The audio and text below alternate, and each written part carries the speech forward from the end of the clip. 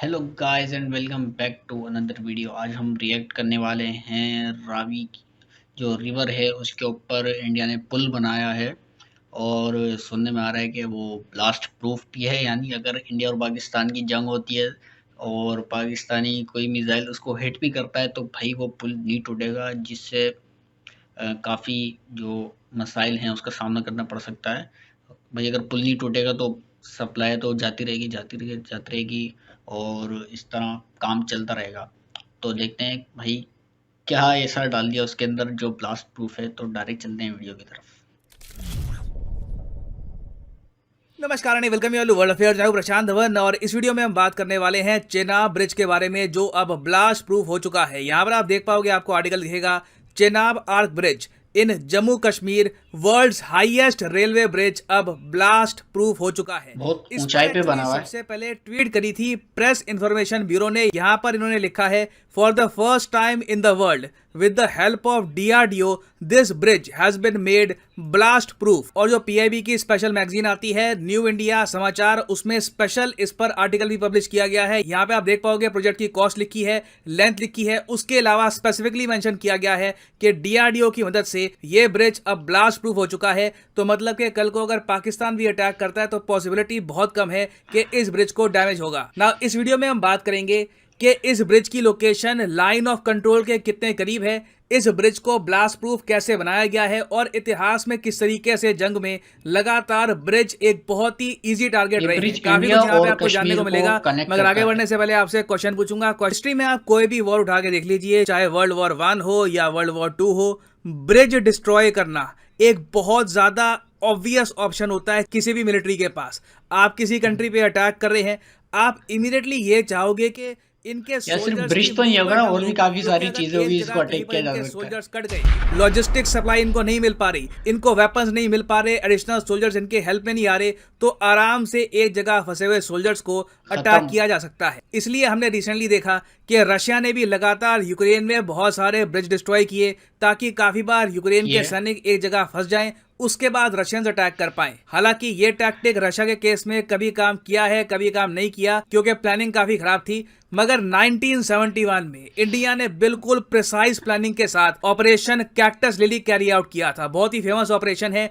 इसके अंडर हमने ईस्ट पाकिस्तान में, जो आज के समय बांग्लादेश है, यहां पर एक बहुत ही इंपॉर्टेंट ब्रिज डिस्ट्रॉय कर दिया था एयरफोर्स से। इस ब्रिज का नाम था मेघना हेली ब्रिज। और इस ब्रिज के डिस्ट्रॉय होते ही ढाका में जो पाकिस्तान के सैनिक थे ये बिल्कुल फंस गए थे, इनको रीइंफोर्समेंट नहीं आ पाई और फिर इंडियन आर्म फोर्सेस के प्रेशर में आकर पाकिस्तान ने एक बड़ा सरेंडर किया था। 93,000 पाकिस्तानी सोल्जर्स सरेंडर्ड हियर। इसमें एक क्रिटिकल रोल था ऑपरेशन कैक्टस लिली का। तो अब ऑब्वियस सी बात है कि जब हम लोग चेनाब रेल ब्रिज बनाएंगे, वो भी पाकिस्तान की लाइन ऑफ कंट्रोल के बिल्कुल पास में, तो दिमाग में देखिए सवाल तो आएंगे कि जो हमने किया था सवाल तो ये आएंगे। भविष्य में हमारे साथ ना हो जाए। अब प्रॉब्लम देखो यहाँ पर ये है कि जो चेनाब ब्रिज है ना, ये नहीं, लाइन टूरिज्म ऑफ में कहाँ से कंट्रोल के इम्प्रूवमेंट सिर्फ होगी? 60 वैसे और भी किलोमीटर रास्ते पास होंगे आपको जाने के मिलेगा। लिए। तो कल को अगर मान लीजिए सिर्फ पुल तो नहीं हाइपोथेटिकली है। स्पीकिंग कोई स्मॉल स्केल वॉर हो जाती है, मैं यहाँ पर ये नहीं कह रहा कि पाकिस्तान की एयरफोर्स को हमारे एयर स्पेस में आने की आवश्यकता है।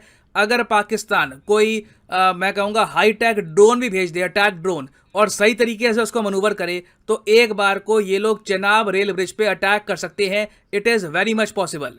और ये कंसर्न बहुत से लोगों का है। आपको मेट्रो मैन ऑफ इंडिया के बारे में पता होगा, ई श्रीधरन साहब, ये पद्मश्री हैं, दिल्ली मेट्रो के चीफ रह चुके हैं इन द पास्ट। ये इस चेनाब ब्रिज प्रोजेक्ट के अगेंस्ट थे। इन्होंने कहा कि देखो कुछ और रास्ता ढूंढ लो, कोई छोटा ब्रिज बना लेते हैं, एक ऑल्टरनेट रूट ढूंढते हैं, चाहे एक बार को पैसा एक्स्ट्रा लग जाएगा, वहां पे एक बार को छोटा ब्रिज बना देंगे। ये जो लाइन ऑफ कंट्रोल है उसके पास में ब्रिज बनाना रिस्की है, क्योंकि देखिए हर कल बंदे को का अपना वॉर का पॉइंट जो ऑफ व्यू है। एस्पेक्ट है ये मैंने आपको बता दिया। उसके अलावा लाइन ऑफ कंट्रोल के पास होने की वजह से आतंकवाद भी यहाँ पर बहुत ही आसानी से हो सकता है। कोई अगर मान लो कल को आतंकवादी आ गया, उसने बॉम्ब वगैरह कुछ यहाँ पे गिरा दिया, उस केस में प्रॉब्लम आ जाएगी। तो इसी प्रॉब्लम से निपटने के लिए भारत ने फैसला ये किया कि हम लोग डीआरडीओ के साथ मिलकर इंश्योर करेंगे कि ये भाई ब्रिज इम्पॉसिबल हो जाएगा तोड़ना। क्योंकि इस ब्रिज की सेफ्टी के बारे में बहुत से लोग क्वेश्चन उठा रहे थे। और यहाँ पे वैसे आप देख पाओगे इस प्रोजेक्ट का स्टेटस, ये प्रोजेक्ट शुरू कोई कब तो हुआ, सॉल्यूशन किस होगा यार। तरीके से आगे तरक्की हुई।